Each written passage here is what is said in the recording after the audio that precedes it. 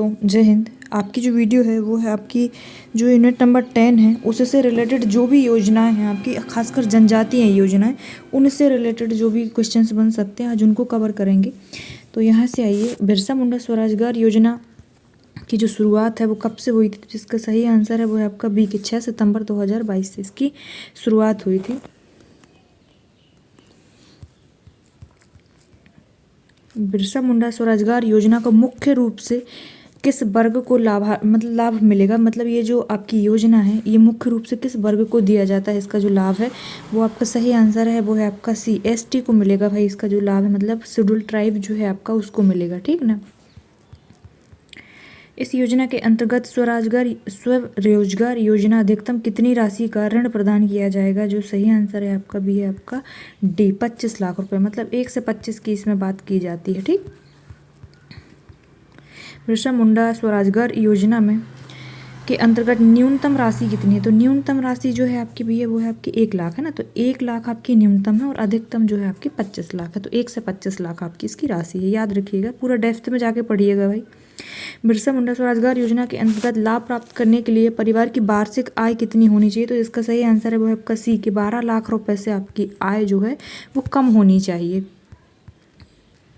बिरसा मुंडा, देखो कथन वाले क्वेश्चन है यहाँ से। बिरसा मुंडा स्वरोजगार योजना के संबंध में निम्नलिखित कथनों पर विचार कीजिए। इस योजना की जो शुरुआत है वो 6 सितंबर 2022 को हुई है, सही बात है भाई। इस योजना का जो लाभ है वो शेड्यूल ट्राइब को मिलेगा, वो सही बात है ना। तो जिसका सही आंसर है वो है आपका सी, दोनों आंसर इसके सही है, ठीक।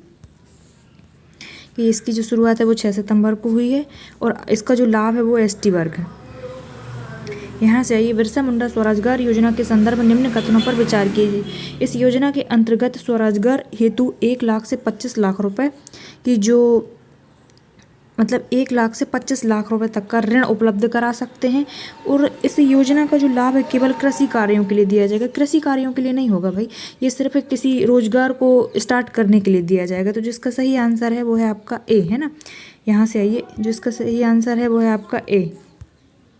बिरसा मुंडा स्वरोजगार योजना के संबंध में निम्न कथनों पर विचार करना है कि इस योजना में लाभार्थी वर्ग की जो वार्षिक आय है वो 12 लाख से कितनी होनी चाहिए? कम होनी चाहिए। इस योजना का लाभ सभी नागरिकों को समान रूप से दिया जाएगा, समान रूप से सभी को नहीं दिया जाएगा भाई।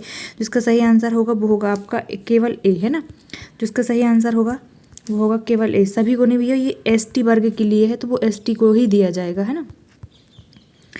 बिरसा मुंडा स्वरोजगार योजना के अंतर्गत निम्न में से कौन सा कथन सही है? तो इस योजना का उद्देश्य स्वरोजगार को प्रोत्साहन करना है।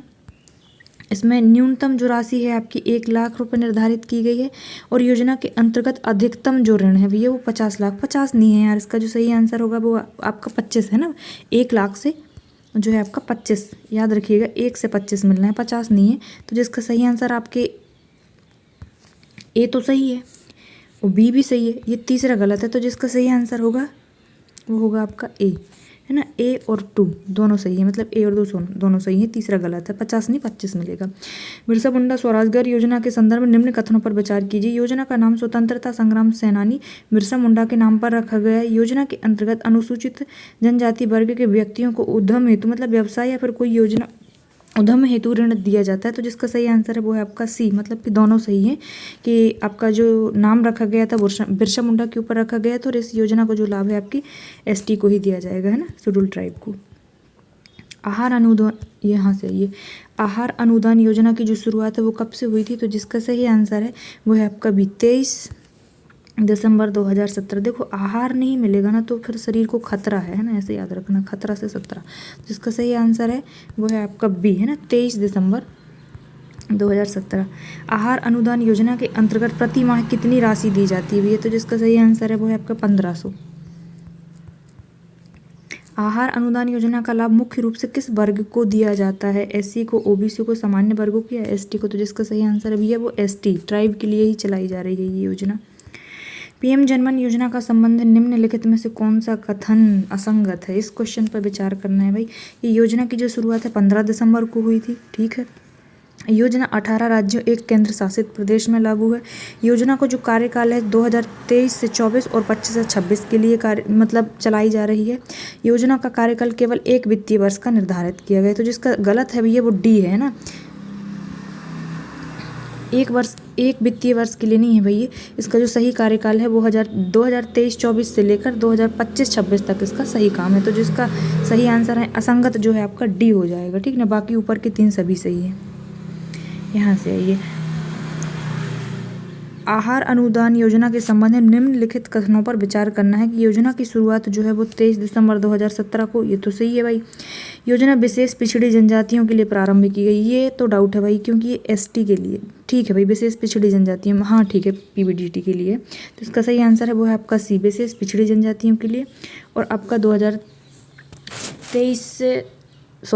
2017 में है और 23 दिसंबर को ये शुरुआत हुई है। मतलब आपकी कुल मिला के ये ना बैगा जो आपकी एमपी की 3 है ना, उन्हीं को दी जा रही है ये, बैगा, भारिया और सहरिया है ना, बैगा, भारिया और सहरिया तीनों को मिलेगा इसका लाभ ना। ट्राइब है क्योंकि वो आहार अनुदान योजना के तहत कितने जिलों में लागू है। देखो भैया वो जिले भी पूछ रहा है, तो जिसका सही आंसर है वो है आपका 21 जिलों में लागू है आहार अनुदान योजना। पीएम जनमन योजना, यहाँ से आइए, पीएम जनमन योजना के संदर्भ में निम्न कथन पर विचार करना है कि मतलब कौन सा कथन है जो सही नहीं है। योजना का शुभारंभ 15 नवंबर, योजना का क्रियान्वयन 10 राज्यों में किया जा रहा है, योजना का जो कार्यकाल है 2023 से 24 और 25-26 तक निर्धारित है, और यह जो योजना है 18 राज्यों और 1 केंद्र शासित प्रदेश में लागू है। तो 10 राज्यों में नहीं है भाई, 18 राज्यों में, ठीक। तो जिसका गलत पूछा है तो वो है बी आपका। पीएम जनमन योजना के संबंध में कौन सा कथन जो है वो असंगत है। ये योजना 18 राज्यों में लागू है, सही बात है, 1 केंद्र प्रदेश में, ठीक है। योजना का कार्यकाल 25-26 तक है। इस योजना की शुरुआत जो है वो 26 नवंबर को नहीं की गई थी भाई, 15 नवंबर है ना। तो इसका सही आंसर है डी, मतलब गलत जो पूछा है ना।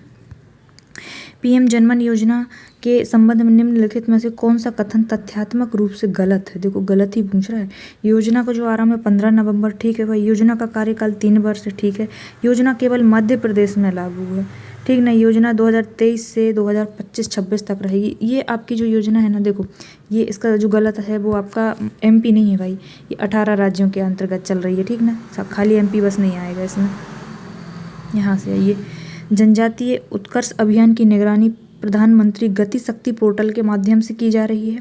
प्रधानमंत्री गति शक्ति पोर्टल का उपयोग केवल परिवहन परियोजनाओं की निगरानी हेतु किया जाएगा, ये तो गलत है भाई। देखो पहला केवल एक, इसका जो सही आंसर है वो है आपका ए, है ना। इसकी जो निगरानी भी है वो जनजातीय उत्कर्ष अभियान के लिए बनाया गया है, तो उसको परिवहन से बस क्या ही लेना देना, सभी जगह निगरानी करेगा ना। तो जिसका सही आंसर है वो है ए। जनजातीय उत्कर्ष अभियान की जो शुरुआत है 2 अक्टूबर 2024 को ही, मतलब गांधी जी की जयंती के समय पे हुई है क्या।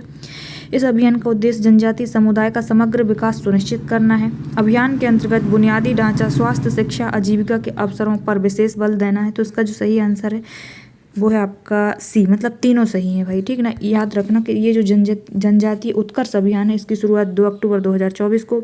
उद्देश्य है आपका समुदाय इसका जो है समग्र विकास सुनिश्चित करना, और उसमें क्या क्या आएगा, बुनियादी ढांचा, स्वास्थ्य, शिक्षा और आजीविका सभी को पर बल देना है, ठीक। तो जिसका सही आंसर है वो आपका सी, तीनों आपके सही है। पीएम जनमन योजना के संदर्भ में निम्नलिखित में से कौन सा कथन असंगत है। गलत पूछ रहा है, ये याद रखना है, ठीक ना। गलत पूछा है तो देखो इसमें यहाँ से आइए कि इसकी जो ये जो योजना है वो कहाँ पर लागू है, तो 18 राज्यों में, 1 केंद्र शासित प्रदेश में। कार्यकाल क्या है 2023-24 से 25-26 तक है। योजना की शुरुआत जो है 15 नवंबर को हुई है, ठीक है।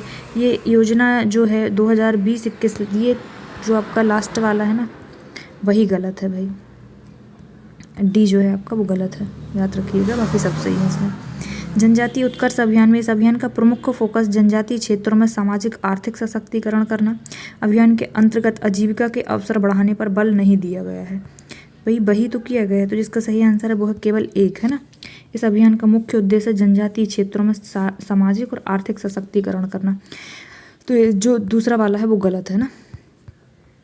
निम्नलिखित जनजातीय उत्कर्ष अभियान से असंगत कथन कौन सा है। अभियान की शुरुआत जो है 2 अक्टूबर 2024 को की गई है, ठीक है भाई। इसका उद्देश्य जनजातीय समुदाय का समग्र विकास, ठीक है।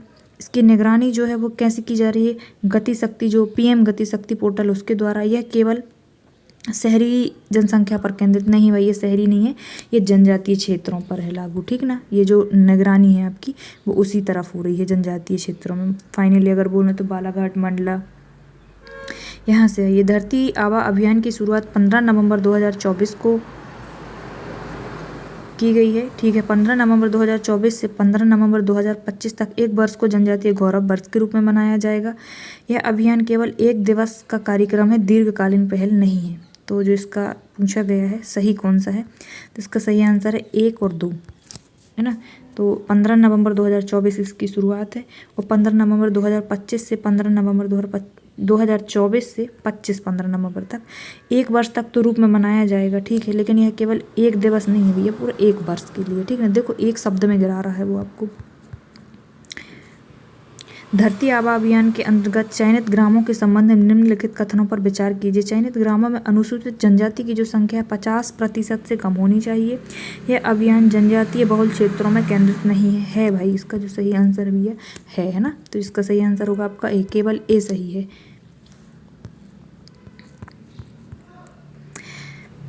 धरती आबा अभियान के 5 स्तंभ के संदर्भ में निम्नलिखित कथनों पर विचार कीजिए। देखो इसमें पूछा है कि कौन कौन से पिलर हैं, 5 स्तंभ जो आपके तैयार किए गए इसके तहत कि हमें यहाँ पर काम करना है। तो जन भागीदारी को सुनिश्चित करना, नवीनतम सांस्कृतिक समावेशन करना, अभिकरण और अंतिम मील तक वितरण और निजीकरण। तो देखो भाई 5 तो ये आपके यहीं पर होगा कि नवीनता हो गया और आपका सांस्कृतिक समावेशन हो गया, 1 2 3 4 और 5। तो आपका जो निजीकरण करना ये इसका जो है पिलर है नहीं। ठीक ना, तो 5 आपके नोट कर लीजिएगा। तो जिसका सही आंसर है वो है आपका ए, 5वें नंबर का निजीकरण जो है वो उसका पिलर नहीं है।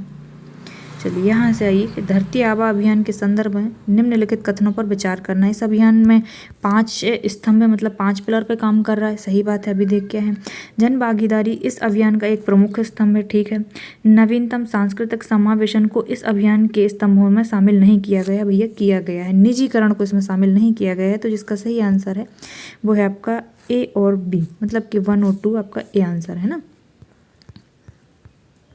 निम्नलिखित में से धरती आबा अभियान के असंगत कथन का चयन करना है इसमें, कि असंगत क्या है इसमें ये बताना है। ठीक, यह अभियान 15 नवंबर 2024 को प्रारंभ हुआ है। जनजातीय गौरव वर्ष 1 वर्ष की अवधि के लिए मनाया गया। अभियान के 5 स्तंभ हैं। ठीक है, चयनित ग्रामों में अनुसूचित जनजाति आबादी 50% से अधिक होना अनिवार्य है। 50% से अधिक नहीं भाई, कम होना अनिवार्य है ना, वहीं पर होगा ये। तो इसका सही आंसर है वो है आपका डी, असंगत पूछा था तो इसका आंसर गलत है ना। यहाँ से आइए, अनुसूचित संविधान में अनुसूचित जनजाति के लिए संवैधानिक संरक्षण के क्रियान्वयन की जांच हेतु गठित सीएलओ समिति 1966 के संदर्भ में निम्नलिखित कथनों पर विचार करना है। देखो भाई, ये जो जनजातीय अनुसूची जो आपकी 5वीं और 6ठी बनी हुई है ना, इनमें संवैधानिक संरक्षणों के लिए क्रियान्वयन हुआ है या नहीं हुआ है, तो उसकी जांच हेतु एक समिति का गठन किया गया था। उसका समिति का नाम था सीएलओ समिति। कब गठित हुई थी? 1966 में। अब उस पर विचार करना है कि समिति का गठन अनुसूचित जनजातियों के संवैधानिक प्रावधानों के वास्तविक क्रियान्वयन की समीक्षा हेतु किया गया था। हाँ भाई सही बात है। समिति ने प्रशासनिक उदासीनता को जनजातीय विकास में प्रमुख बाधा माना है।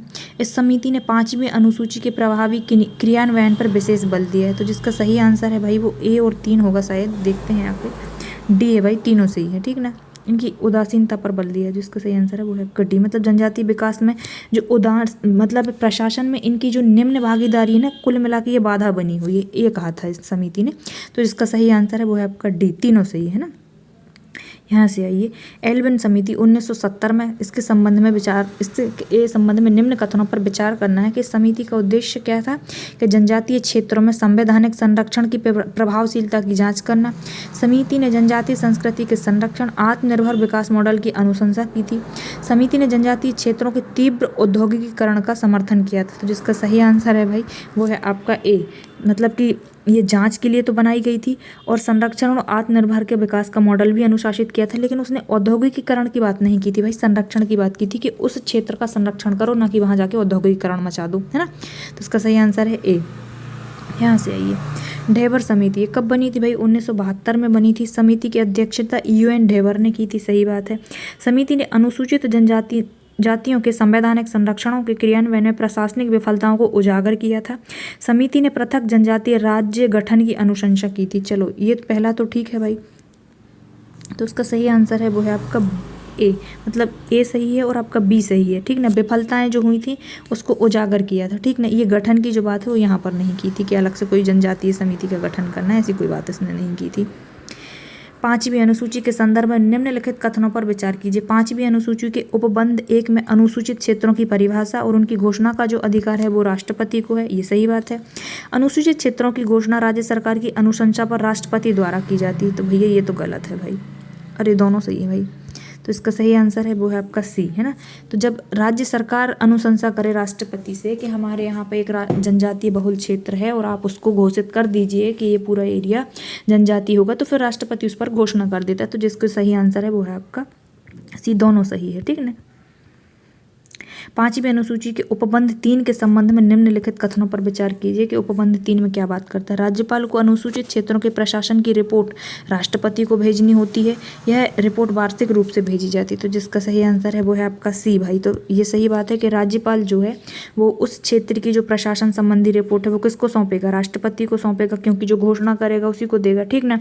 और ये जो रिपोर्ट है वार्षिक रूप से भेजी जानी चाहिए। 1 साल के अंदर कौन सा काम हुआ है प्रशासन के क्षेत्र में वो हमें दे दो। यहाँ से जनजातीय सलाहकार परिषद उपबंध 4 के संबंध में विचार करना है कि परिषद का गठन राज्यपाल द्वारा किया जाता है। परिषद में अधिकांश सदस्य जो अनुसूचित जनजाति के होते हैं। परिषद केंद्र सरकार को प्रत्यक्ष रूप से सलाह देती है। चलो भाई इधर से आओ, जो इसका सही आंसर है वो है आपका ए, है ना। प्रत्यक्ष रूप से नहीं भैया, क्योंकि ये सलाहकारी होती है। तो जिसका सही आंसर है वो है आपका ए, है ना। तो प्रत्यक्ष रूप से सलाह नहीं देती भाई, बाध्यकारी नहीं है क्योंकि इसकी सलाह मानना, ठीक। यहाँ से आइए 5वीं अनुसूची के उपबंध 1 के संदर्भ में निम्नलिखित कथनों में असंगत का चयन करना है। देखो, अनुसूचित क्षेत्रों की घोषणा जो राष्ट्रपति करता है, ठीक है। अनुसूचित क्षेत्रों की सीमा परिवर्तन संसद करता है, बिल्कुल नहीं, यही गलत है भाई। तो जिसका सही आंसर है वो आपका बी, है ना। तो इसका सही आंसर है आपका केवल 2, बाकी सभी सही हैं।